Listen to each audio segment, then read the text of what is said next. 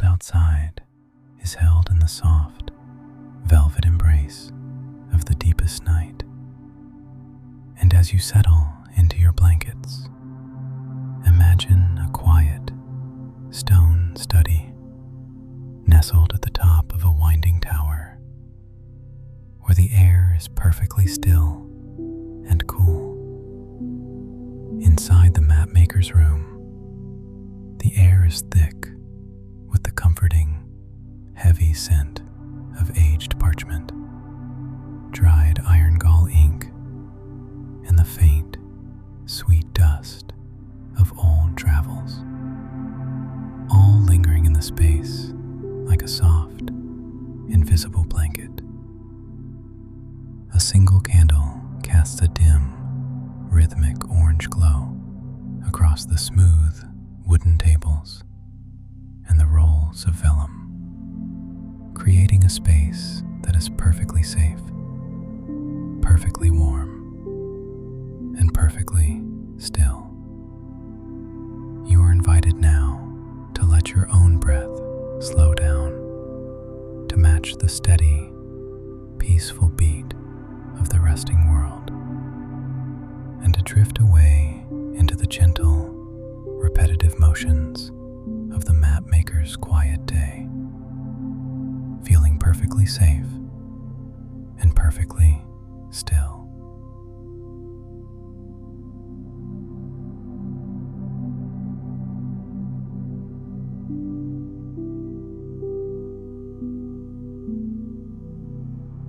Chapter 1. The mapmaker stirs in his small, quiet room long before the sun has thought to crest the distant, sleeping hills, his eyes opening slowly to the familiar sight of the heavy oak beams above his head, and he feels a deep, heavy sense of calm as he pushes back the thick wool blankets to stand on the cool, solid floorboards of his tower. He dresses in the dim light of the early morning, his fingers moving with a quiet and practiced memory over the soft linen of his tunic and the worn leather of his belt. And the house remains entirely silent around him, a stillness that feels like a kind and gentle weight pressing softly against his skin as he moves toward the large wooden table where the maps are born. He walks with slow, rhythmic footsteps across the stone floor, the transition from sleep to work marked by the cool touch of the air and the faint, sweet scent of the ink that waits in its ceramic jar. In the center of the study stands a great oak table with a slanted top, polished by years of hands and paper. And the mapmaker reaches for his first task, which is the slow and meditative preparation of the parchment. He selects a large sheet of calfskin vellum, feeling the incredible smoothness and the cool, animal weight of the material, and he lays it flat upon the table, using heavy lead weights to hold the corners down with a soft, muffled thud. He begins to rub the surface with a small piece of pumice stone, a slow and repetitive motion that requires no thought at all, just the steady rise and fall of his arm, a movement that feels as natural as the breathing of the trees. Rub, swirl, lift. Rub, swirl, lift. And with every movement, the stone makes a soft, shushing sound that is like the ocean far away. He repeats this many times, his mind drifting into a state of quiet meditation, where the is the texture of the vellum and the rhythmic sound of his own breathing, until the surface is perfectly clear and ready to receive the ink. Next, he turns to the inkstones, small blocks of dark pigment made from soot and oak galls, and he begins to grind them in a shallow stone bowl, hearing the low, rhythmic scrape of the stone against the ceramic. He adds a few drops of water from a glass pitcher, the liquid falling in slow, heavy beads that turn the black powder into a rich, dark liquid. And he stirs it with a small wooden stick until it is as smooth as silk. He watches the way the ink swirls in the bowl, fascinated by the quiet way the dark color spreads through the water, and he feels a deep sense of connection to the mountains and the seas he will soon draw. The air is beginning to brighten as the first hint of gold filters through the narrow window, casting long and soft shadows that stretch across the room to touch the far corners, where the globes and the empty scrolls wait in their own patient silence.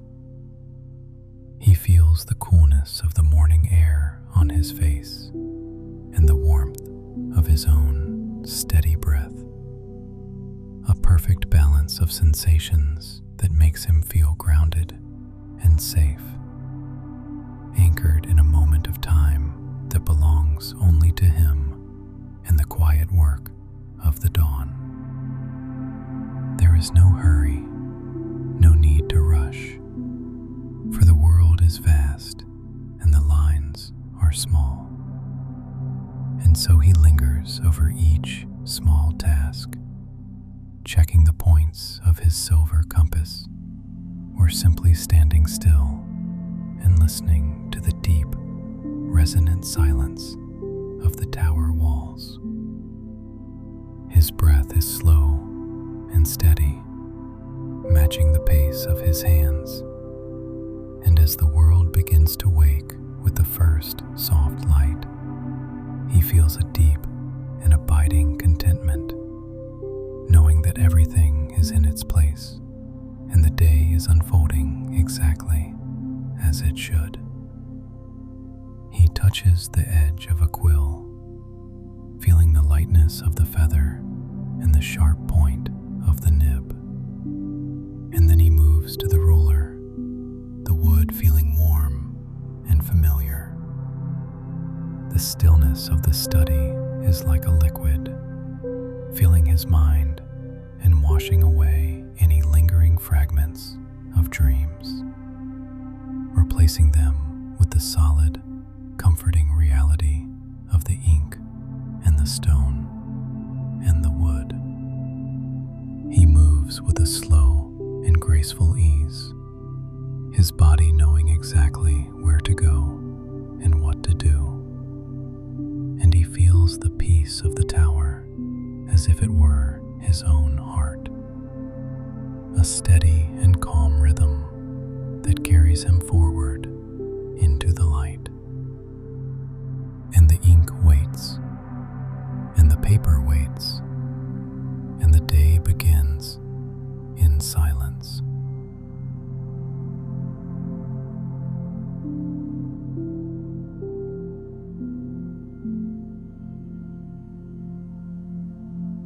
Chapter 2. The sun has climbed a little higher in the soft blue sky, casting a warm and buttery light across the mapmaker's table, and he begins the long and meditative process of drawing the coastline of a distant land, his hand moving slowly and deliberately across the white vellum. He takes up a silver compass, his fingers grasping the cool metal with a relaxed and steady strength, and he sets the point into the center of the sheet with a tiny, sharp click that is the only sound in the quiet room. He begins to turn the compass, a slow and rhythmic motion that creates a perfect, invisible circle on the page, and he follows the path with a light lead point, making a mark so faint it is like a whisper. Turn, mark, lift. Turn, mark, lift. A pattern that has no beginning and no end, only the steady and hypnotic rhythm of his own breathing and the soft heartbeat of the study. He leans his weight forward, his eyes following the curve of the line, and he finds that his mind becomes as quiet and clear as the air above the clouds. He touches the surface of the parchment with his fingertips, feeling the slight heat of the friction and the incredible smoothness of the skin. And he pauses for a long minute just to breathe in the earthy, clean scent of the ink as it begins to dry. After the basic lines are set, he takes up his finest quill, a feather from a white swan, and he dips the tip into the dark ink, watching the black liquid cling to the nib in a heavy, glistening bead.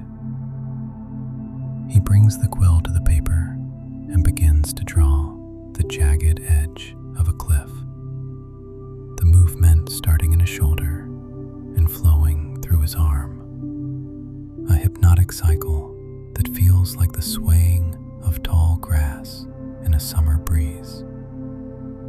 The quill makes a soft, scratching sound as it moves across the vellum.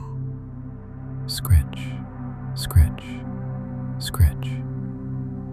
A sound that is as rhythmic and calming as a heartbeat. And he watches as the dark line grows behind the point, a tiny river of ink that becomes a shore. He moves with a steady, unhurried pace, his hand never wavering, and he feels a deep satisfaction in the order and the beauty he is creating, one small stroke at a time. The room feels like a sanctuary, a place where the clocks of the world have stopped, and the only measure of time is the slow, invisible growth of the map and the slow turning of the sun across the wooden floor. He feels the warmth of the light on his shoulders like a heavy, golden blanket, and the air is thick with the scent of the drying ink, a combination that feels like safety and home and ancient wisdom. He does not rush, for the lands he draws are eternal, and so he loses himself in the repetition, his eyes half closed as he listens to the soft rustle of the wind in the eaves and the distant, muffled sound of the forest below. Sometimes he stops to just look at a single letter he has written, admiring the way the ink has settled into the grain of the vellum, and he feels a kinship with every traveler who has ever looked at the stars to find their way home. The ink on his fingers and the dust on his tunic are a source of comfort, a sign that he has spent his day in honest work, and he feels a deep and humming peace that radiates out from his chest to his very fingertips. He turns the parchment slowly, the large sheet sliding across the wood with a soft paper sigh as he prepares to draw the mountains in the north. He uses a series of small, repetitive triangles to show the peaks, his hand moving in a steady, jumping rhythm that mimics the rise and fall of the earth. Up, down, over, up, down, over. And he finds a quiet joy in the way the mountains grow across the white landscape. The light in the study is changing now, the bright yellow of noon turning into a soft and rich amber as the hours pass in a blur of quiet productivity. And the dust motes in the air dance in the thick beams of light, moving in slow and lazy spirals that mirror his own repetitive movements. He is content to stay in this one spot for as long as the map requires, a guardian of the world's shapes who finds his greatest joy in the simple act of being present and still. And as he finishes the last of the mountain peaks, he feels a profound sense of gratitude for the quiet life he leads, for the ink that flows and the paper that holds, and the silence that listens.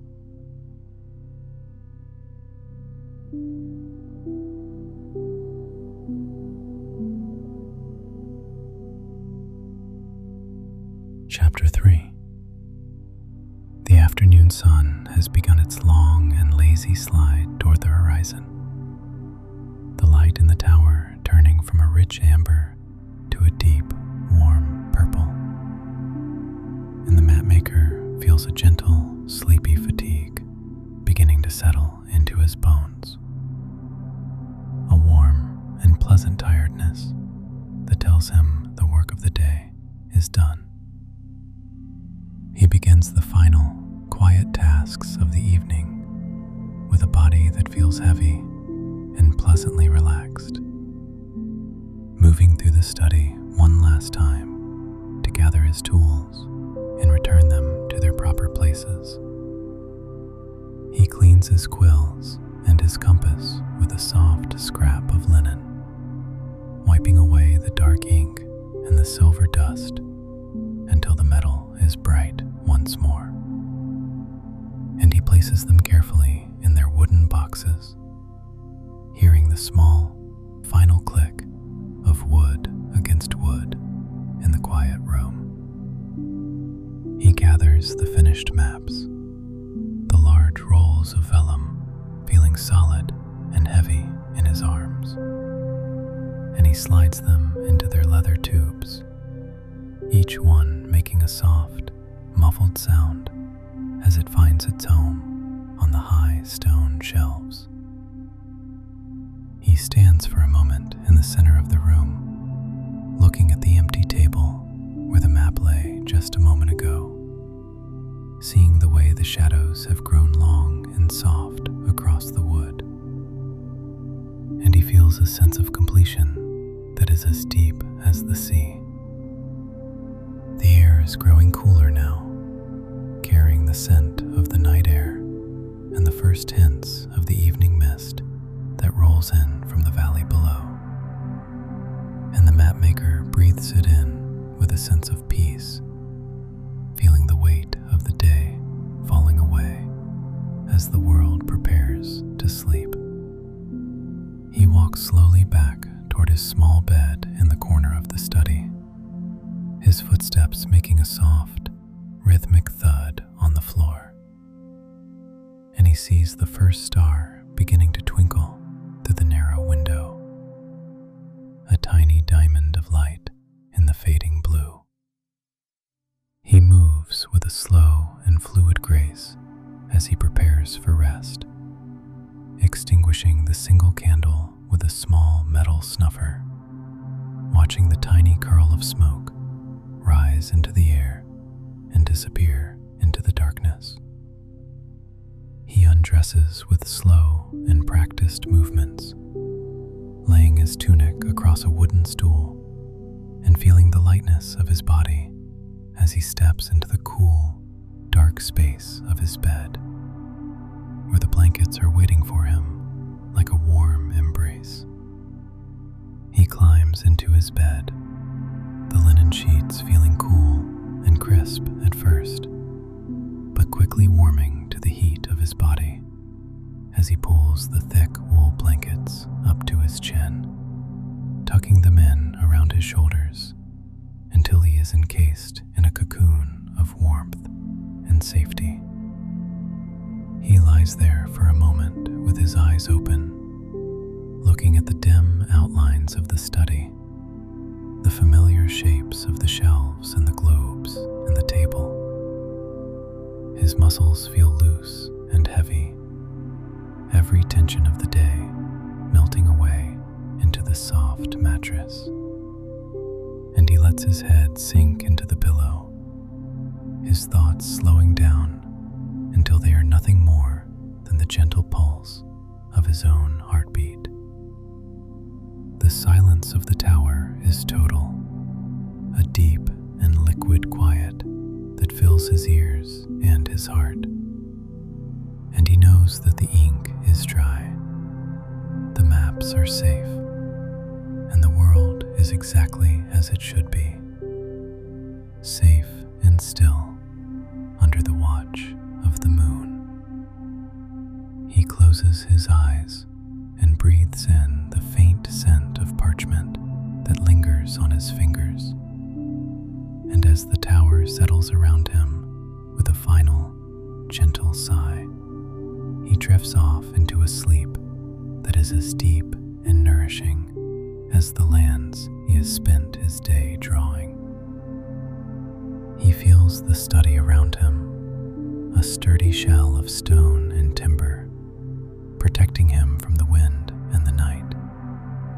And he sinks further into the softness of the bed, his breath becoming a slow, rhythmic wave that carries him away.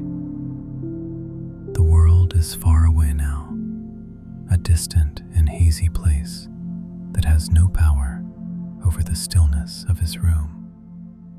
And he is a part of the night, a part of the lines, and a part of the peace that remains when the ink is dry. Sleep comes to him like a slow tide, washing over him and pulling him down into the beautiful, heavy darkness, where he will rest until the stars fade once again and the quiet cycle begins anew. Sleep now. Sleep. Sleep.